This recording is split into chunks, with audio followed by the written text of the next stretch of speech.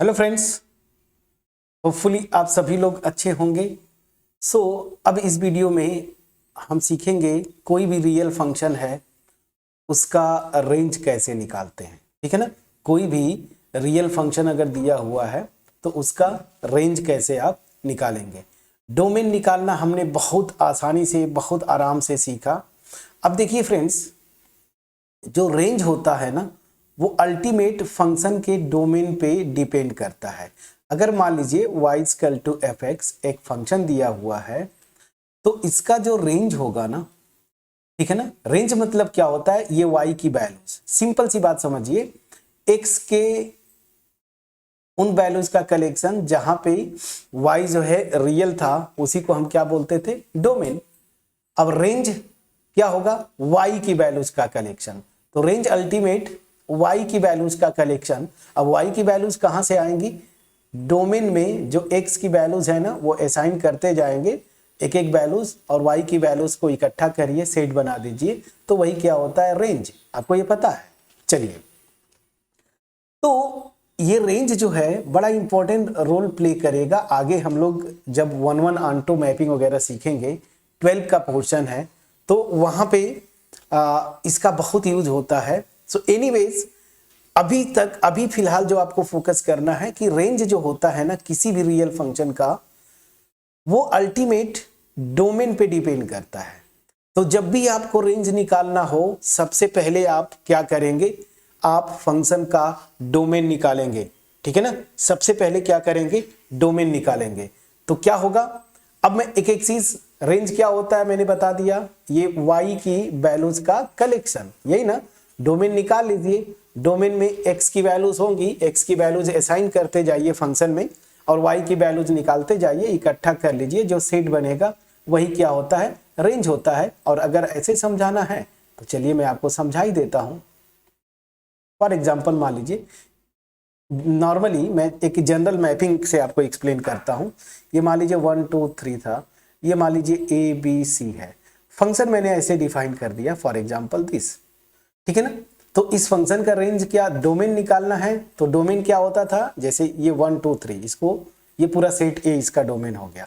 Range क्या होगा, ये वाली वैल्यूज ना, आपको मैंने बताया था ना रिलेशन में कि ऑर्डर्ड पेयर फॉर्म में लिखिए, सेकेंड कोऑर्डिनेट हर एक ऑर्डर्ड पेयर का इकट्ठा करके सेट बना लीजिए, तो वही रेंज होता है। तो यहाँ पे रेंज क्या हो जाएगा इस फंक्शन का, ये वैल्यूज जो कि किसी न किसी यहाँ के एलिमेंट की इमेज है। तो यहाँ पे क्या है, A और B, यही ना, दो ही ये एलिमेंट्स हैं B के, जो कि यहाँ के किसी न किसी एलिमेंट्स के इमेजेस हैं। C किसी का इमेज नहीं है तो C रेंज में नहीं आएगा। तो रेंज क्या हो गया, A, B। तो वही तो मैं आपको बता रहा हूँ। पहले डोमेन निकाल लीजिए और डोमेन का हर एक पॉइंट लीजिए, उसके करस्पॉन्डिंग जो इमेजेस आएंगी ना उसी को इकट्ठा कर लीजिए, वही क्या होगा, रेंज होगा। ठीक है। तो अब रूल, मैं सीधे सीधे रूल पे आऊंगा। हमें यही सीखना है कि रेंज कैसे निकालते हैं। ठीक है ना। तो सबसे पहले क्या करेंगे, मैंने आपको बोला first of all find the domain of y equal to F X. सबसे पहले आप आंख मूंद के अगर रेंज भी निकालना है तो फंक्शन का आप डोमेन निकालेंगे। इसमें आपको कोई हेजिटेशन नहीं होना चाहिए। रेंज निकालना है तो फंक्शन के डोमेन निकालना पड़ेगा। अब सेकेंड स्टेप, यही से इंपॉर्टेंट स्टेप शुरू होता है। अब देखिए, जब आप डोमेन निकालेंगे, पीछे के कुछ एग्जांपल्स देखिए, इस तरह से इंटरवल्स आते हैं। कभी ऐसा होगा, कुछ फंक्शंस जो हमने पीछे किए थे ग्राफ्स वगैरह, उनका डोमेन पूरा का पूरा रियल नंबर्स है। ठीक है ना। ठीक है। कुछ फंक्शंस आप निकालेंगे, जैसे पहला एग्जांपल देखिए, यहां पे इसका डोमेन क्या है, पूरा real number, set of real numbers है, बस 2 पॉइंट्स मैंने निकाल दिया। समझ में आ गया। तो इस तरह के अलग अलग फंक्शंस पे डिपेंडिंग आप देखेंगे कि किसी फंक्शन का डोमेन पूरा रियल नंबर है, या रियल नंबर्स में से कुछ पॉइंट्स निकाल दिए। ठीक है ना। या फिर आप देखेंगे इंटरवल्स आते हैं, मे बी फाइनाइट, इनफाइनाइट। ठीक है। सो चलिए, अब इसी डोमेन पे डिपेंड करता है। तो अगर डोमेन केवल और केवल फाइनाइट नंबर ऑफ पॉइंट्स हो, जैसे देखिए ये इस तरह का फाइनाइट नंबर ऑफ पॉइंट्स हो, तो रेंज निकालना बहुत आसान है। हर पॉइंट की इमेज निकाल लीजिए और इकट्ठा कर लीजिए, जैसे यहाँ पे।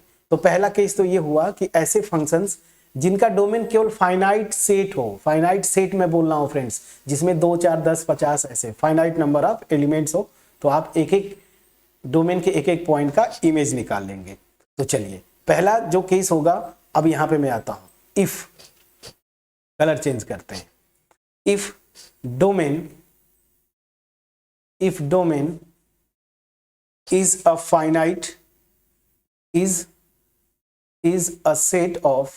is a set of finite number of points, finite number of points।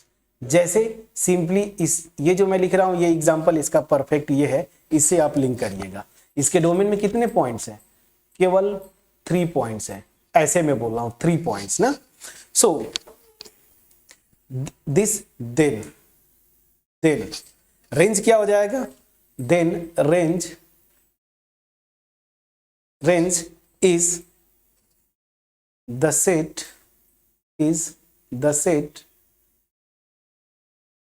the set of corresponding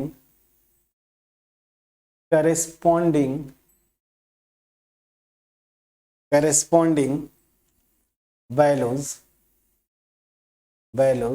of fx। मतलब क्या हुआ, ये x की वैल्यूज जैसे 1 रख दीजिए, फिर 2 रख दीजिए, 3 रख दीजिए, फंक्शन का डिफिनीशन में जो वैल्यूज आएंगी वही मेरा रेंज हो जाएगा। तो ये सबसे इजी केस है, ये कभी पूछता नहीं, ठीक है ना। आखिरी के जो 2 हैं वो आपका इंपॉर्टेंट है, जिसमें तीसरा यही मास्टर है ना, यही मास्टर रिजल्ट है। कोई भी रेंज का केस होता है ना, फाइनाइट पॉइंट छोड़ दीजिए, इसके अलावा कोई भी केस बनेगा, आप इस थर्ड जो जो रूल लिख रहा हूं इसी से हो जाता है। और ये केस क्या आएगा, ऊपर वाला जो एग्जांपल है, या तो डोमेन पूरा सेट ऑफ रियल नंबर्स हो, या रियल नंबर्स में से कुछ पॉइंट्स में निकाल देता हूं। तो उस केस में कैसे करते हैं वही इंटरेस्टिंग है। तो चलिए मैं लिख रहा हूं, if domain f, this is या तो सेट ऑफ रियल नंबर है, या सेट ऑफ रियल नंबर में से कुछ फाइनाइट पॉइंट्स ना, कुछ फाइनाइट पॉइंट्स। तो यहां पे मैं लिख देता हूं सम फाइनाइट पॉइंट्स। मतलब क्या हुआ समझिएगा, रियल नंबर्स जैसे आपको मैं एग्जांपल बता दूं, y equal to F X equal to mod x ले लीजिए। इसका डोमेन जो है मेरा क्या था, पूरा का पूरा जो है रियल नंबर्स था। या फिर आप x ले लीजिए, सबसे आसान होता है y इक्वल टू x। तो उस केस में डोमेन क्या था, पूरा रियल नंबर। और इसका एग्जांपल अभी जस्ट पहला एग्जांपल मैंने आपको लास्ट वीडियो में किया था, ये वाला। इसका डोमेन देखिए ये इस तरह का। ऐसे केस में क्या करना होता है रेंज निकालने का, ये रूल मास्टर रिजल्ट है, इसको आपको बहुत केयरफुली समझना है। आपको करना क्या है ना, y equal to F X देगा ऐसे, y equal to function of x। तो यहां से क्या करिए कि x को फंक्शन ऑफ y फॉर्म में लिख लीजिए, ठीक है। और यहां पे जैसे आप फंक्शन का डोमेन निकालते थे ना, इस फंक्शन के लिए वो y की वैल्यूज निकालिए जिसके लिए x जो है रियल हो जाए। तो बस उन y का कलेक्शन ही क्या हो जाता है, रेंज हो जाता है। मैं समझा पाया? फिर से आप क्या करेंगे, y को y equal to F X ये फंक्शन देगा, यहां से x को y के टर्म में एक्सप्रेस कर लीजिए, और इसको एज अ फंक्शन आप ट्रीट करें और इसका डोमेन निकालें। डोमेन मतलब क्या होगा, जैसे डिफिनीशन से y की वो वैल्यू जिसके लिए x क्या हो, रियल हो। बस उन y को इकट्ठा कर लीजिए, वही मेरा क्या हो जाता है, रेंज हो जाता है। समझ में आ गया? तो बस बहुत इजी है। तो इसी को मैं लिख रहा हूं, दिस देन। अब क्या करेंगे, then to find range express x in terms of y। x को जो है y के टर्म में एक्सप्रेस कर दीजिए, ठीक है ना। और उसके बाद फिर क्या करेंगे, y की वो वैल्यूज निकालिए जिसके लिए x रियल हो, या मैं वही बोल रहा था x equal to function of y का डोमेन निकाल लीजिए, दोनों का मतलब सेम है। अब यही मैं लिख रहा हूं, फ्रॉम दिस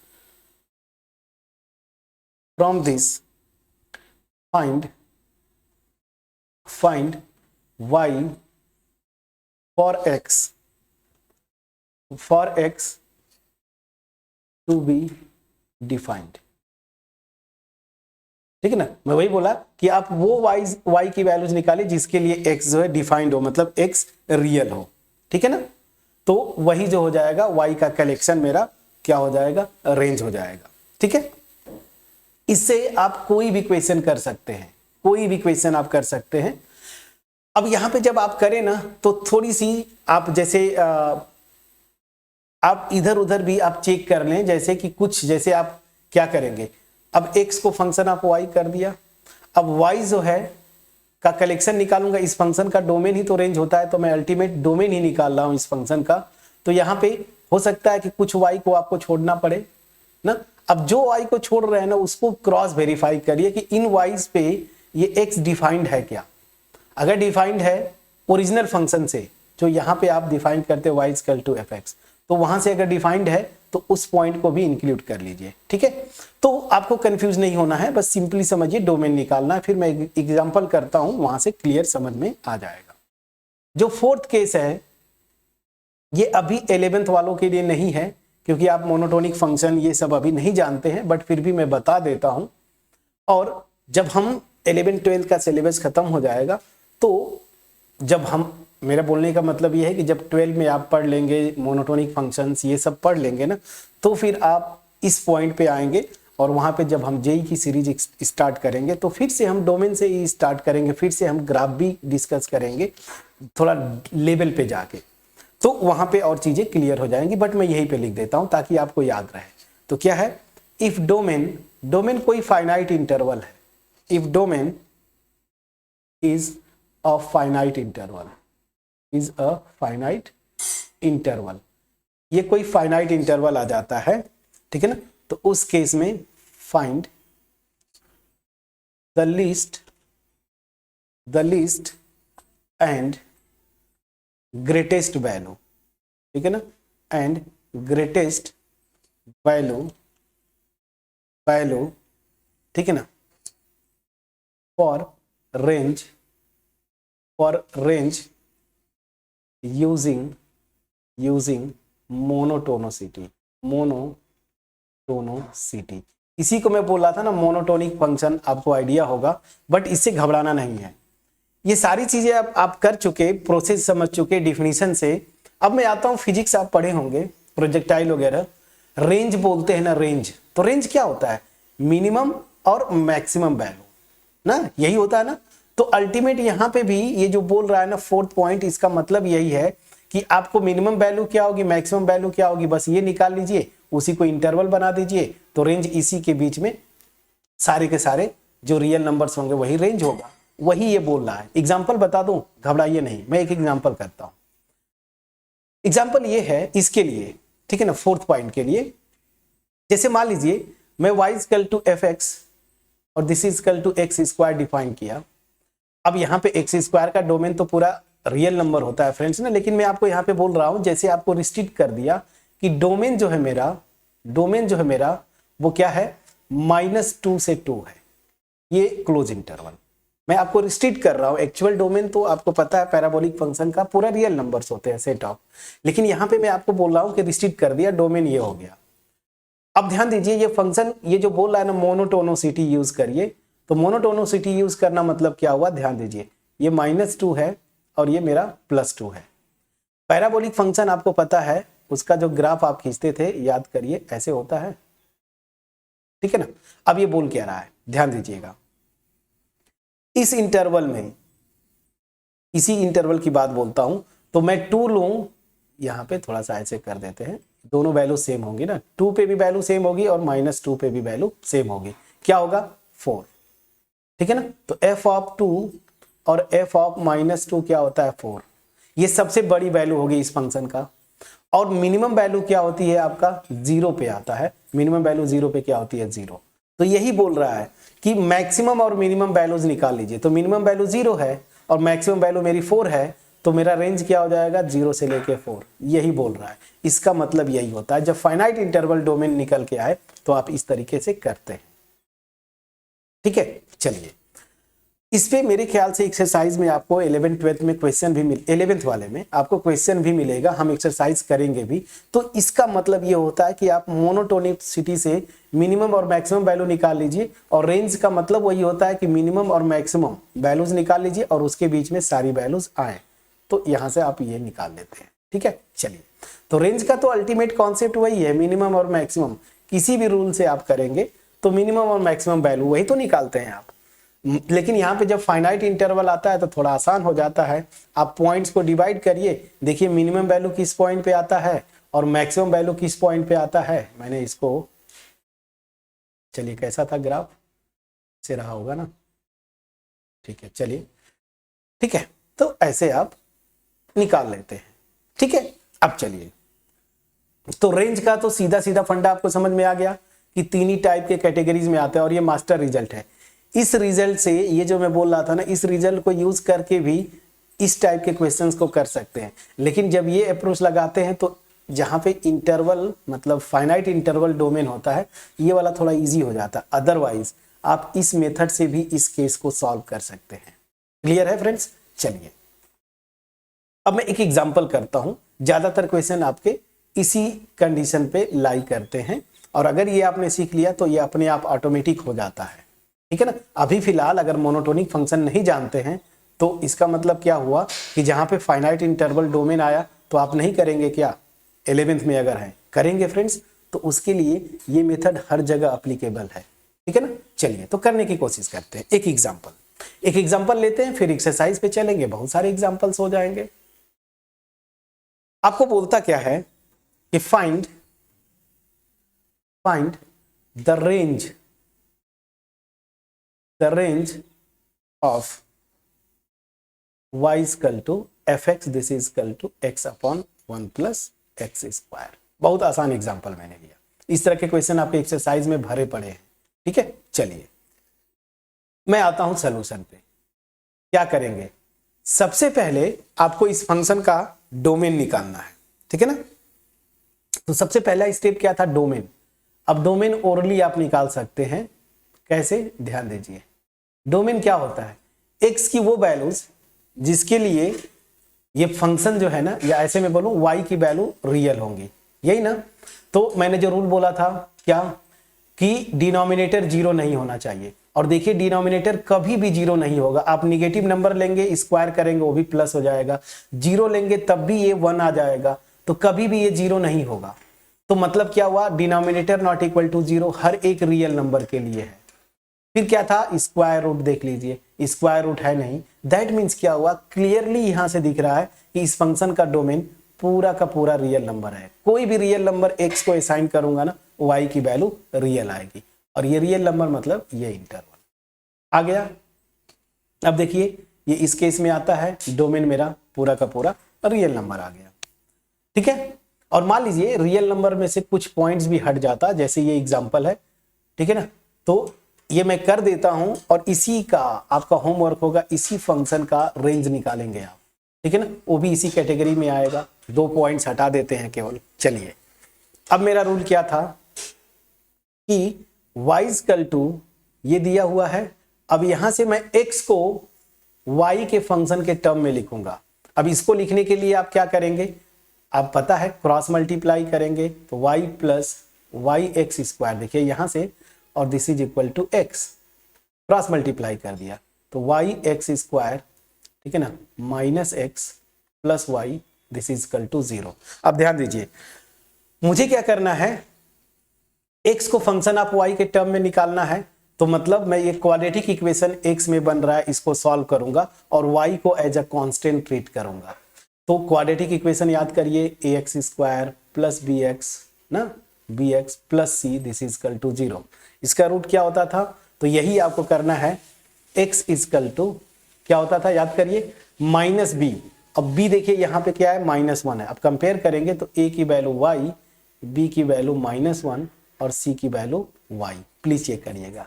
तो क्या था, जो सीधाचार मेथड लगाते थे, b स्क्वायर ना, सॉरी, हाँ ठीक है, क्या करते थे, तो माइनस बी, इसका सिद्धाचार मेथड से minus B plus minus under root B square minus 4ac upon 2a, यही रूट आता था ना, तो बस लगाइए माइनस बी मतलब 1 plus minus under root B square, B again 1 है, वह -1 है, इसका square 1, B square minus 4ac, तो -4, ए भी मेरा y है, सी भी है, तो मल्टीप्लाई करेंगे तो y स्क्वायर हो जाएगा अपॉन 2a मतलब 2y। प्लीज चेक करिए, ठीक है ना, ये आ गया। अब यहां से आप प्लस भी लेते हैं माइनस भी, ये साइन की बात करते हैं, तो आप दोनों में से कोई एक ले सकते हैं। अब हमें इस पे टेंशन नहीं है कि मैं प्लस लूं कि माइनस लूं, हमें जब सिंपली आपको क्या करना है, ये कब ध्यान देते हैं जब 1 1 ऑन 2 डिस्कस करें, अभी नहीं, अभी बस सिंपली हमें क्या करना था, ये देखिए मैंने x को फंक्शन ऑफ y टर्म में लिख दिया। अब यहां पे क्या करना है, ये जो फंक्शन हुआ इसका डोमेन निकालना है, मतलब क्या हुआ, y की वो वैल्यूज जिसके लिए x रियल हो। अब फटाफट चलिए, क्या क्या था डोमेन का रूल, मैं आपको बोला ना डोमेन, अगर डोमेन का वीडियो नहीं देखे हैं, वेबी कर्व नहीं देखे हैं, आप डायरेक्ट रेंज पे आ गए, तो पहले वेबी कर्व देखे फिर डोमेन पे आप आए। क्या पहला रूल था, डिनोमिनेटर नॉट इक्वल टू 0। तो यहां पे देखिए यहां पे प्रॉब्लम हो रहा है, तो क्या हो जाएगा, x इज रियल ना, x is real if, x real कब कब होगा, पहले ये डिनोमिनेटर नॉट इक्वल टू 0 मतलब y नॉट इक्वल टू 0, और उसके साथ साथ क्या होना चाहिए, ध्यान दीजिए, अब y नॉन 0, अब कहीं दूसरा कंडीशन क्या था कि स्क्वायर रूट फोर्थ रूट मतलब इवन रूट जो होंगे ना, उसके अंदर का एक्सप्रेशन ग्रेटर देन और इक्वल टू 0। तो ध्यान दीजिएगा यहां पे ये एक्सप्रेशन जो है ना ग्रेटर देन और इक्वल टू 0 होना चाहिए, ये प्लीज चेक करिए, this must be greater than और इक्वल टू 0, प्लीज चेक करिएगा, ग्रेटर देन और इक्वल टू 0, ठीक है। अब चलिए, अब मैं इसको, ये इनइक्वालिटी आ गया, वेबी कर्व से सॉल्व करूंगा, वेबी कर्व से इसका फैक्टर निकालें तो 1 माइनस 2y और यहां पे 1 plus 2y, this is greater than और इक्वल टू 0। वेबी कर्व पीछा नहीं छोड़ेगा फ्रेंड्स, उसको जाके फिर से देखें अगर आपको कंफ्यूजन हो रहा है, ठीक है ना। वेबी कर्व से सॉल्व करेंगे, मैंने पिछले वीडियो में भी बताया था कि रेशनल पॉलिनोमियल के लिए था, तो रेशनल फंक्शंस के लिए, तो यहाँ पे qx को 1 ले लिया, px मेरा यही है, तो यहाँ पे अप्लाई कर सकते हैं वेबी कर्व। अब उसका रूल देखिए, मैंने आपको बोला था ना कि इस टाइप का फैक्टर आना चाहिए ना, इस टाइप का, ऐसा नहीं होना चाहिए, तो यहाँ पे देखिए ऐसा है, तो माइनस बाहर लीजिए, यहाँ से क्या आ जाएगा 2y माइनस 1, और यहाँ से कोई दिक्कत नहीं है, इसको तो आप लिख ही सकते हैं, कोई टेंशन नहीं, 2y प्लस 1 ग्रेटर देन और इक्वल टू 0। अब मैंने क्या बोला था, लेफ्ट हैंड साइड में माइनस साइन नहीं होना चाहिए, माइनस से मल्टीप्लाई करिए तो 2y माइनस 1 और यहाँ पे 2y प्लस 1, और मैंने बोला था जब माइनस से मल्टीप्लाई करेंगे इनइक्वालिटी का साइन चेंज होता है, अगर ये ग्रेटर देन और इक्वल टू है तो ये लेस देन और इक्वल टू हो जाएगा, ठीक है। बस अब क्या करेंगे, वेबी कर्व पे चलना है, रियल लाइन सिस्टम ड्रॉ किया, इसके रूट, तो रूट्स क्या है, मैं इसी को बोलता था जीरोज, चलिए यहीं पे लिख देता हूँ, जीरोज क्या क्या है, जीरोज y इक्वल टू, इसका क्या होगा y इक्वल टू हाफ होगा, चलिए हाफ, और इसका क्या होगा y equal to minus half, दो ही जीरोज है। रियल लाइन सिस्टम पे इंक्रीजिंग ऑर्डर में लिखना है, मैंने ये आपको बता रखा है, दिस इधर माइनस इन्फिनिटी इधर प्लस इन्फिनिटी, क्या करेंगे, वेव स्टार्ट करेंगे पॉजिटिव की तरफ से और अगले रूट तक, इसका फैक्टर क्या होगा, अगर ऐसे आप देखें तो y माइनस हाफ मतलब इसकी बात कर रहा है, और इसकी बात कर रहा है तो इसका पावर क्या है, यहाँ पे देखिए 1 है ना, ऑड है, डायरेक्शन चेंज होगा, निगेटिव डायरेक्शन चेंज होगा, अब पॉजिटिव की तरफ से थी वेव तो इसका डायरेक्शन बदलेगा, अब जाएगी निगेटिव की तरफ, ऐसे ये निगेटिव की तरफ, अब अगले जीरो तक जाएगी। अब इसका फैक्टर क्या होगा, इसका फैक्टर ये प्लस में आएगा, इसका पावर ऑड है तो डायरेक्शन अगेन ये चेंज करेगी, और कहां तक, अगले जीरो, अब अगला कोई जीरो नहीं है तो सीधे ले जाइए माइनस इन्फिनिटी, इधर क्या होता है प्लस। अब ध्यान दीजिए, मेरी जो इनइक्वालिटी ये थी, लेकिन अब यहाँ पे फाइनल ये है, निगेटिव मुझे चाहिए, निगेटिव या जीरो, तो ध्यान दीजिए निगेटिव या जीरो, तो निगेटिव माइनस हाफ से हाफ के बीच में है, तो y किस में बिलोंग करेगा, यहां से देखिए माइनस हाफ से हाफ। अब ध्यान दीजिए, अगर ये हाफ माइनस हाफ और हाफ लेना है कि नहीं, अगर लेंगे तो ये जीरो हो जाएगा, जीरो तो है, तो यहाँ पे क्लोज इंटरवल हम इन दोनों पॉइंट्स को लेंगे। ठीक है, अब देखिए फाइनली जो मैं आपको बोल रहा था ना, थोड़ा थोड़ा आपको पॉइंट्स चेक करना है।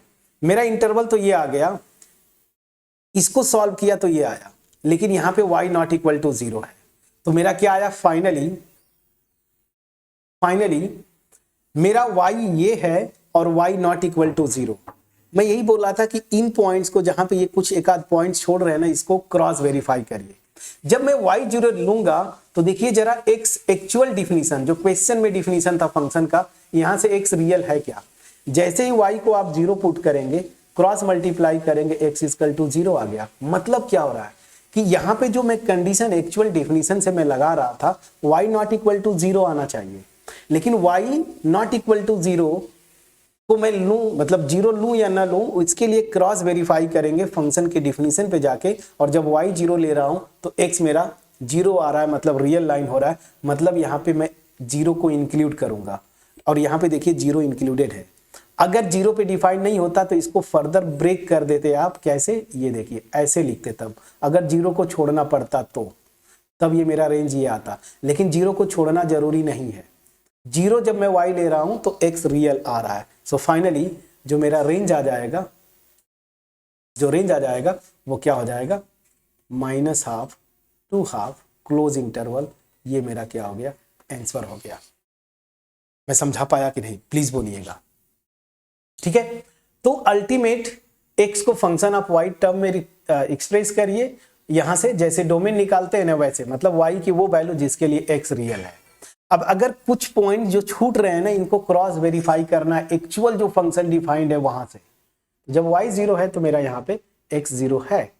हाँ, यहां पे रखेंगे तो फिर आप बोलेंगे कि सर ये तो प्रॉब्लम हो गया, ये तो इन्फिनिटी की तरफ ऐसा कुछ आ रहा, इनडिटरमिनेट। यहाँ पे नहीं रखना है फ्रेंड्स, एक्चुअल डिफिनीशन में जाना है। y 0 रख दूंगा तो x मेरा 0 आ गया, क्रॉस वेरीफाई कर लिया तो 0 आएगा, तो 0 मैं यहाँ पे इंक्लूड कर दिया, जो कि ऑलरेडी इंक्लूडेड है। तो मेरा आंसर क्या आएगा, मेरा आंसर आएगा close interval minus half to half. मैं एक्सप्लेन कर पाया फ्रेंड्स, प्लीज बोलिएगा। अब आपका होमवर्क है ये एग्जाम्पल, पहला जो एग्जाम्पल डोमेन में मैंने लिया था, इसका डोमेन ऑलरेडी आपके सामने है, निकाल चुके हैं, और इसका रेंज निकालिएगा। डोमेन आप निकाल चुके हैं, इसी केस में लाई करता है, आप इसको निकालिएगा। ठीक है, होपफुली जो मेरा एफर्ट था आपको रेंज बताने का कि रेंज कैसे निकालते हैं, रेंज होता क्या है, रेंज का पूरा पोस्टमार्टम किया हमने, और इसका डिटेल पोस्टमार्टम फ्रेंड्स हम करेंगे जब हम सीरीज स्टार्ट करेंगे जेई का। ठीक है ना, मेन के लिए, एडवांस के लिए, जब वो थोड़ा समय लगेगा। अभी तो आपका सिलेबस कवर करें। लगभग यहाँ पे मैं 2 चैप्टर्स खत्म कर चुका हूं। जो लोग 11th में हैं, अगर आप इस वीडियो को देख रहे हैं तो आप सजेस्ट करेंगे कि कौन सा नेक्स्ट चैप्टर स्टार्ट करें 11th में। ठीक है ना, 11th में कौन सा चैप्टर स्टार्ट करें, मैं बार बार बोल रहा हूं, आप जो बोलेंगे उसको। 11th का 3 चैप्टर्स कवर हो चुका है, सेट्स, फंक्शंस और परमुटेशन ऑलरेडी मैं करवा चुका हूं, परमुटेशन एंड कॉम्बिनेशन। तो जो भी चैप्टर आपको करना है आप बताएंगे, वहीं से हम स्टार्ट उसी चैप्टर को करेंगे। अब हमारा आपका जो चैप्टर 2 है 11th का, ठीक है ना, उसका थ्योरी पोर्शन हम कवर कर चुके हैं। अब रही बात एक्सरसाइज, एक लास्ट एक्सरसाइज और मिसलेनियस, उन दोनों को हमें करना है, 1 बाय 1 करेंगे। ठीक है, और जो मेरे प्यारे स्टूडेंट्स हैं 11th में नहीं है, आप 12 पास आउट है या फिर आप बैचलर डिग्री में, मास्टर डिग्री में हैं, आप अपने जस्ट कॉन्सेप्ट बढ़ाने के लिए कर रहे हैं, ये वीडियोस देख रहे हैं, तो होपफुली आपका अगर थोड़ा बहुत अगर यहाँ पे डाउट होगा, मेरे ख्याल से वो रहना नहीं चाहिए, तो अगर कुछ रहा होगा तो वो कंप्लीट हो पाया होगा। और आप ऑब्वियस ही बात है, आप थोड़ा और डिटेल में चाहते होंगे, जो कुछ चीज़ें मैं छोड़ रहा हूँ, जैसे लॉगरिथमिक फंक्शन छोड़ दिया मैंने, एक्सपोनेंशियल फंक्शन छोड़ दिया, इनवर्स ट्रिग्नोमेट्रिक, तो आप जुड़े रहें। 12 में ये जैसे ही स्टार्ट होगा, ये सारी चीज़ें कम से कम फंक्शंस के बारे में आइडिया हो जाएगी। फिर वापस आपके आके आप अब जहाँ से भी क्वेश्चन उठा के डोमेन निकालिए, रेंज निकालिए। रूल यही होता है फ्रेंड्स, सारे रूल्स मैंने बता दिए हैं। ठीक है ना, प्रैक्टिस करना है। तो आप अगर चैनल पे नए हैं, चैनल को सब्सक्राइब करें और मेरे उन प्यारे स्टूडेंट्स के से रिक्वेस्ट होगी जो मास्टर डिग्री एमएससी में है, बीएससी में है और आप जनरली चैनल को विजिट करते हैं बट आपके पास थोड़ा सा आप थोड़ा ध्यान नहीं देते, चैनल को सब्सक्राइब नहीं करते, तो याद रखिए आपका अप्रिसिएशन हमें मोटिवेट करता है इस तरह की वीडियोस बनाने के लिए। तो आप चैनल को सब्सक्राइब करें, हमें अप्रिसिएट करें।